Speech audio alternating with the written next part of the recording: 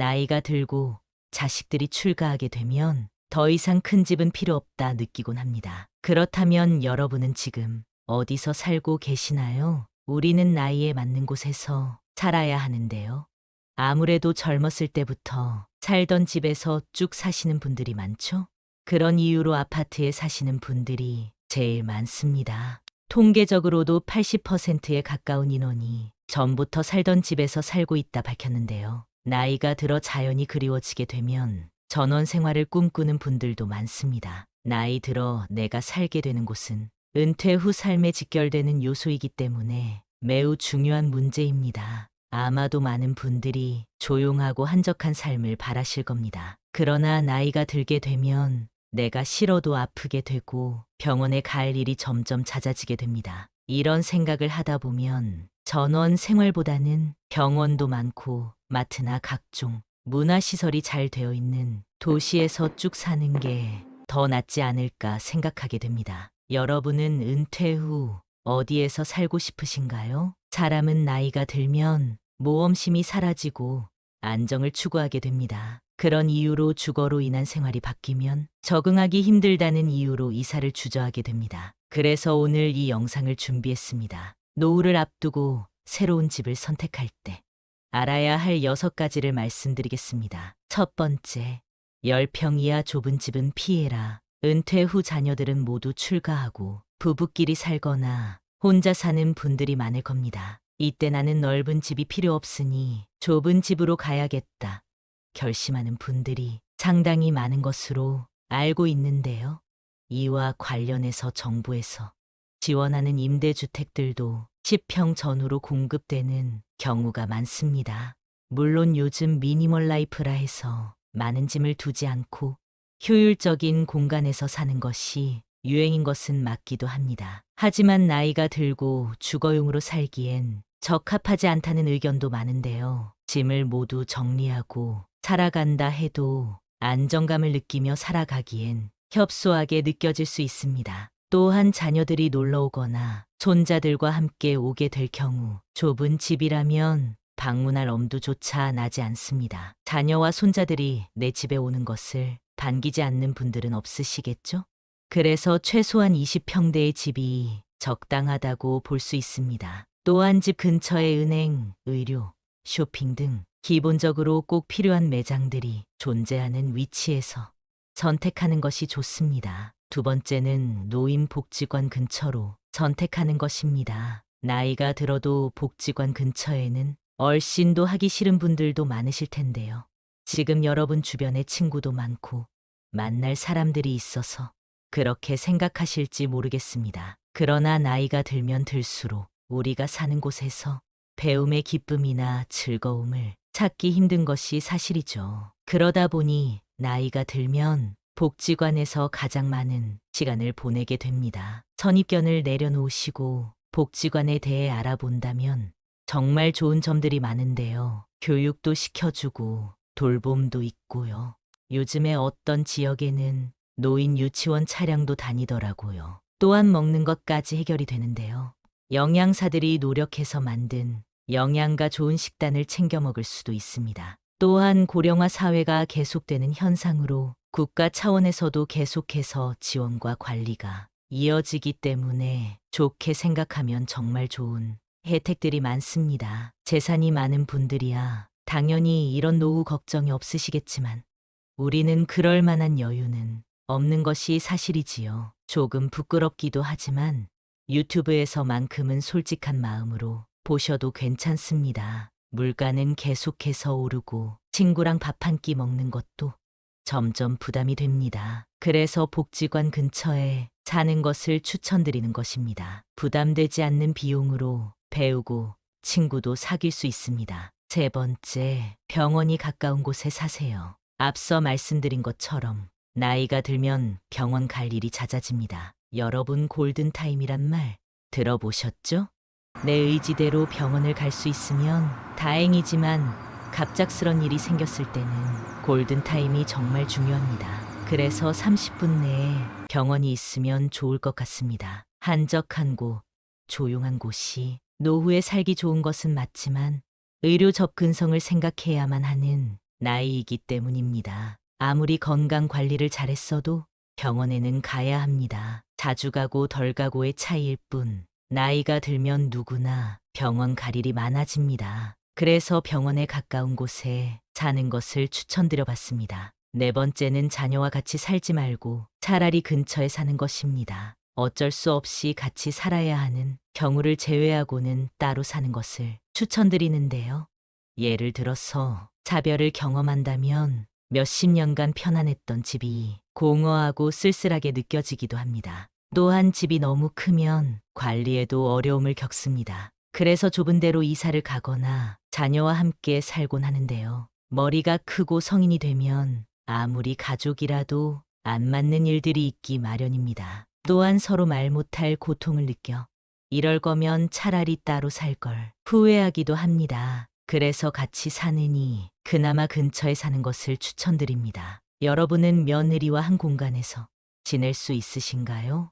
밥 먹을 때 메뉴를 고민하고 서로가 서로를 생각하느라 편안해야 할 공간인 집에서 스트레스를 받는다면 그것만큼 괴로운 일도 없을 겁니다. 그러니 아무리 자녀라고 해도 최소한의 거리를 두고 사는 것이 좋습니다. 다섯 번째, 산책로 또는 공원이 있는 집을 선택하시는 것을 추천합니다. 요즘 삶의 질이 계속해서 올라가고 있습니다. 이제 먹고 살 걱정은 전보다 덜하는 것이 사실이죠.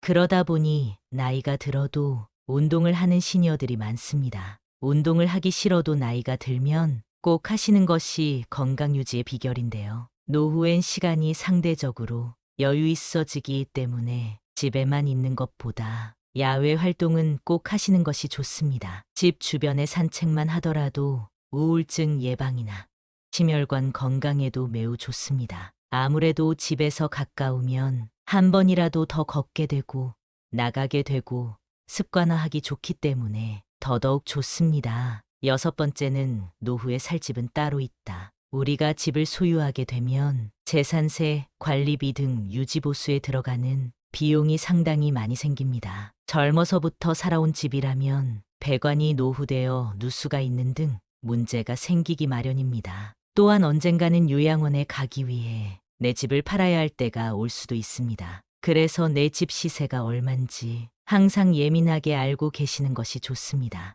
요양원이 아니더라도 갑작스레 병원 신세라도 지게 되면 그에 필요한 돈이 있어야 합니다. 젊어서부터 노후 준비를 잘해둬서 저축한 돈이 많다면 괜찮겠지만 그게 아니라면 내 집을 빠르게 팔아야 할 수도 있습니다. 아무래도 현금성 자산은 많이 모으지 못하는 것이 요즘의 현실이라 혹시나 생길 수 있는 상황에 미리미리 대비하는 것이 좋습니다. 이 영상을 보고 있는 지금부터라도 저축하는 습관을 가지는 것을 정말 추천드리는데요. 행복한 노후를 위해 저축을 잘해놔야 합니다. 노후 생활은 현실이기 때문에 최소한의 생활비는 있어야 살아갈 수 있는데요. 여러분이 생각하시는 최소한의 생활비는 얼마인가요? 한국에서의 적정 생활비는 부부 기준으로 277만 원이라고 정도라고 합니다. 건강을 꾸준히 챙겼다면 2,300만 원으로도 생활이 가능합니다. 노후에 이 정도 금액이 확보되어 있는 분들은 위험이 있는 투자는 하지 않는 것이 좋습니다. 돈이야 많을수록 좋지만 노후에 투자 실패로 빚을 갚아야 해서 일하시는 분들을 보면 마음이 아픕니다. 제 주위에도 이런 분이 있는데 아무것도 하지 않았으면 그래도 먹고 살 걱정은 없었는데 투자를 잘못해서 일을 하느라 고생하고 있습니다. 투자 실패를 이야기하시며 눈물 흘리는 모습을 보고 저도 덩달아 눈물이 고였는데요. 노후에는 의외로 엄청난 돈이 있는 것보다 가끔 사람들 만나서 커피 한 잔 마시고 등산도 다니고 맛있는 것도 먹을 정도의 돈만 있어도 충분히 행복하게 살아갈 수 있습니다. 나이가 들고 자식들이 출가하게 되면 더 이상 큰 집은 필요 없다 느끼곤 합니다. 그렇다면 여러분은 지금 어디서 살고 계시나요? 우리는 나이에 맞는 곳에서 살아야 하는데요. 아무래도 젊었을 때부터 살던 집에서 쭉 사시는 분들이 많죠? 그런 이유로 아파트에 사시는 분들이 제일 많습니다. 통계적으로도 80%에 가까운 인원이 전부터 살던 집에서 살고 있다 밝혔는데요. 나이가 들어 자연이 그리워지게 되면 전원 생활을 꿈꾸는 분들도 많습니다. 나이 들어 내가 살게 되는 곳은 은퇴 후 삶에 직결되는 요소이기 때문에 매우 중요한 문제입니다. 아마도 많은 분들이 조용하고 한적한 삶을 바라실 겁니다. 그러나 나이가 들게 되면 내가 싫어도 아프게 되고 병원에 갈 일이 점점 잦아지게 됩니다. 이런 생각을 하다 보면 전원 생활보다는 병원도 많고 마트나 각종 문화시설이 잘 되어 있는 도시에서 쭉 사는 게 더 낫지 않을까 생각하게 됩니다. 여러분은 은퇴 후 어디에서 살고 싶으신가요? 사람은 나이가 들면 모험심이 사라지고 안정을 추구하게 됩니다. 그런 이유로 주거로 인한 생활이 바뀌면 적응하기 힘들다는 이유로 이사를 주저하게 됩니다. 그래서 오늘 이 영상을 준비했습니다. 노후를 앞두고 새로운 집을 선택할 때 알아야 할 6가지를 말씀드리겠습니다. 첫 번째, 10평 이하 좁은 집은 피해라. 은퇴 후 자녀들은 모두 출가하고 부부끼리 살거나 혼자 사는 분들이 많을 겁니다. 이때 나는 넓은 집이 필요 없으니 좁은 집으로 가야겠다 결심하는 분들이 상당히 많은 것으로 알고 있는데요. 이와 관련해서 정부에서 지원하는 임대주택들도 10평 전후로 공급되는 경우가 많습니다.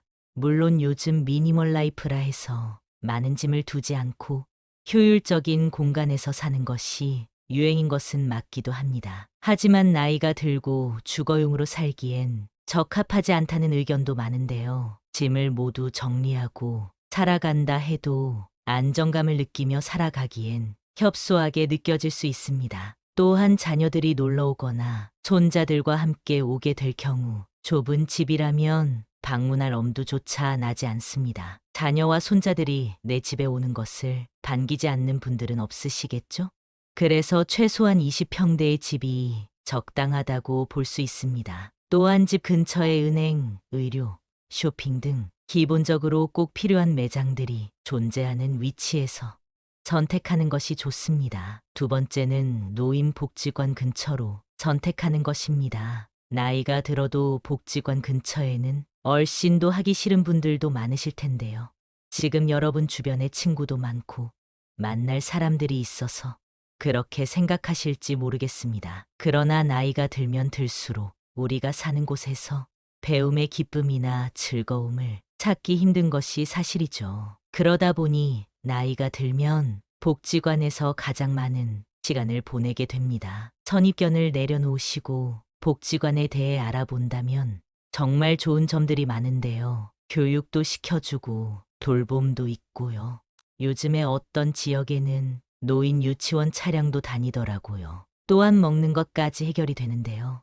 영양사들이 노력해서 만든 영양가 좋은 식단을 챙겨 먹을 수도 있습니다. 또한 고령화 사회가 계속되는 현상으로 국가 차원에서도 계속해서 지원과 관리가 이어지기 때문에 좋게 생각하면 정말 좋은 혜택들이 많습니다. 재산이 많은 분들이야 당연히 이런 노후 걱정이 없으시겠지만 우리는 그럴 만한 여유는 없는 것이 사실이지요. 조금 부끄럽기도 하지만 유튜브에서만큼은 솔직한 마음으로 보셔도 괜찮습니다. 물가는 계속해서 오르고 친구랑 밥 한 끼 먹는 것도 점점 부담이 됩니다. 그래서 복지관 근처에 사는 것을 추천드리는 것입니다. 부담되지 않는 비용으로 배우고 친구도 사귈 수 있습니다. 세 번째, 병원이 가까운 곳에 사세요. 앞서 말씀드린 것처럼 나이가 들면 병원 갈 일이 잦아집니다. 여러분 골든타임이란 말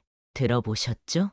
내 의지대로 병원을 갈 수 있으면 다행이지만 갑작스런 일이 생겼을 때는 골든타임이 정말 중요합니다. 그래서 30분 내에 병원이 있으면 좋을 것 같습니다. 한적한 곳, 조용한 곳이 노후에 살기 좋은 것은 맞지만 의료 접근성을 생각해야만 하는 나이이기 때문입니다. 아무리 건강 관리를 잘했어도 병원에는 가야 합니다. 자주 가고 덜 가고의 차이일 뿐 나이가 들면 누구나 병원 갈 일이 많아집니다. 그래서 병원에 가까운 곳에 사는 것을 추천드려 봤습니다. 네 번째는 자녀와 같이 살지 말고 차라리 근처에 사는 것입니다. 어쩔 수 없이 같이 살아야 하는 경우를 제외하고는 따로 사는 것을 추천드리는데요.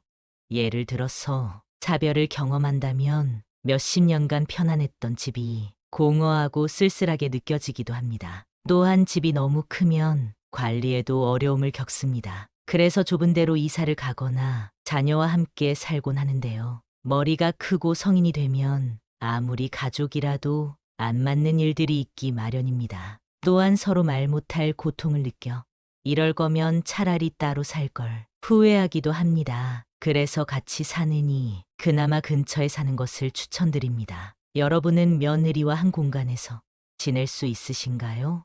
밥 먹을 때 메뉴를 고민하고 서로가 서로를 생각하느라 편안해야 할 공간인 집에서 스트레스를 받는다면 그것만큼 괴로운 일도 없을 겁니다. 그러니 아무리 자녀라고 해도 최소한의 거리를 두고 사는 것이 좋습니다. 5번째, 산책로 또는 공원이 있는 집을 선택하시는 것을 추천합니다. 요즘 삶의 질이 계속해서 올라가고 있습니다. 이제 먹고 살 걱정은 전보다 덜하는 것이 사실이죠. 그러다 보니 나이가 들어도 운동을 하는 시니어들이 많습니다. 운동을 하기 싫어도 나이가 들면 꼭 하시는 것이 건강 유지의 비결인데요. 노후엔 시간이 상대적으로 여유 있어지기 때문에 집에만 있는 것보다 야외 활동은 꼭 하시는 것이 좋습니다. 집 주변에 산책만 하더라도 우울증 예방이나 심혈관 건강에도 매우 좋습니다. 아무래도 집에서 가까우면 한 번이라도 더 걷게 되고 나가게 되고 습관화하기 좋기 때문에 더더욱 좋습니다. 6번째는 노후에 살 집은 따로 있다. 우리가 집을 소유하게 되면 재산세, 관리비 등 유지보수에 들어가는 비용이 상당히 많이 생깁니다. 젊어서부터 살아온 집이라면 배관이 노후되어 누수가 있는 등 문제가 생기기 마련입니다. 또한 언젠가는 요양원에 가기 위해 내 집을 팔아야 할 때가 올 수도 있습니다. 그래서 내 집 시세가 얼만지 항상 예민하게 알고 계시는 것이 좋습니다. 요양원이 아니더라도 갑작스레 병원 신세라도 지게 되면 그에 필요한 돈이 있어야 합니다. 젊어서부터 노후 준비를 잘해둬서 저축한 돈이 많다면 괜찮겠지만 그게 아니라면 내 집을 빠르게 팔아야 할 수도 있습니다. 아무래도 현금성 자산은 많이 모으지 못하는 것이 요즘의 현실이라 혹시나 생길 수 있는 상황에 미리미리 대비하는 것이 좋습니다. 이 영상을 보고 있는 지금부터라도 저축하는 습관을 가지는 것을 정말 추천드리는데요. 행복한 노후를 위해 저축을 잘 해놔야 합니다. 노후 생활은 현실이기 때문에 최소한의 생활비는 있어야 살아갈 수 있는데요. 여러분이 생각하시는 최소한의 생활비는 얼마인가요? 한국에서의 적정 생활비는 부부 기준으로 277만 원이라고 정도라고 합니다. 건강을 꾸준히 챙겼다면 2,300만 원으로도 생활이 가능합니다.